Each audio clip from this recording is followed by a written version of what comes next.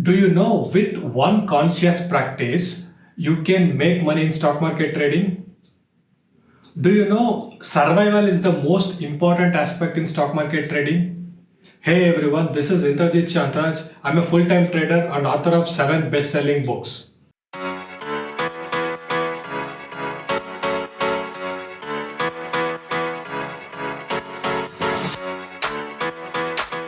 Do you know one thing? When you take a trade, your trade can only have one of the 5 outcomes. A small loss, a small profit, a break even means no loss or no profit, a big profit, and a big loss. If you want to survive in trading, a small loss is acceptable, a small profit is definitely acceptable, break even is acceptable, a big profit is definitely acceptable, but what not acceptable is a big loss. If you are able to get rid of this big loss from your trading, then you will survive in stock market trading automatically. Okay. Now the question is how to get rid of this big loss scenario, isn't it? You will get unlimited loss scenario only in two cases. Number one, when you take huge risk per trade, and number two, when you get into revenge trading mode. Let me explain one by one. What do I mean by huge risk per trade? Let's say you have a good trading system. By the way, any good trading system will have only 40 to 60% of accuracy without compromising on any other factors. Now, with lots of difficulty, let's say you have identified a trading system which has 60% accuracy. Okay, even in this case, statistically, there is a possibility to get 9 to 10 consecutive losing trades. Let me repeat, even if you have a 60% accurate trading system, there is a possibility to get 9 to 10 consecutive losing trades. Now, let's say you risk 10% risk per trade. So what will happen is whenever you face 10 consecutive losing trades and when you risk 10% of your capital per trade, your entire capital will be wiped out, isn't it? Because you risk 10% per trade, 10 failed trades, damar, your capital is wiped out.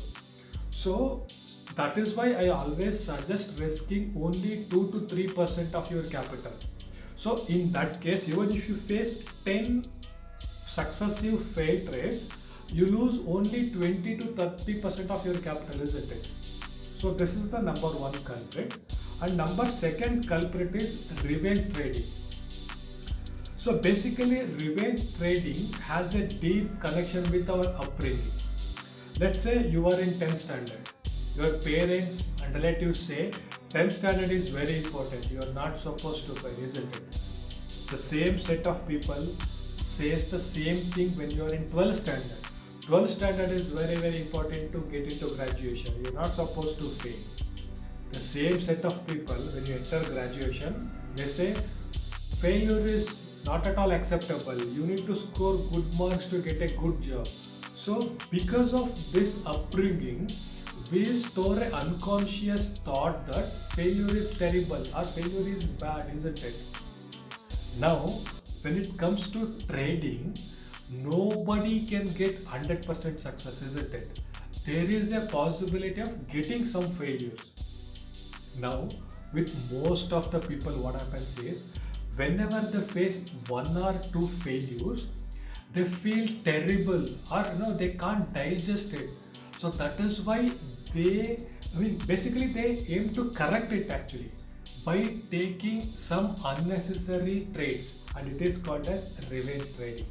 Okay, so whenever you get into revenge trading mode, you take a lot of unnecessary trades and you end up losing majority or entire capital, isn't it?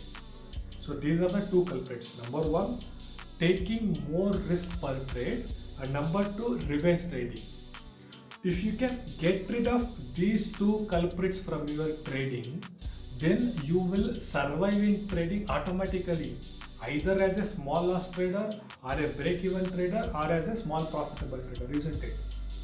So surviving in trading is the first and important step of your career. How was the video, friends? Hit the like button and subscribe to the channel to receive more content like this in future. Thank you.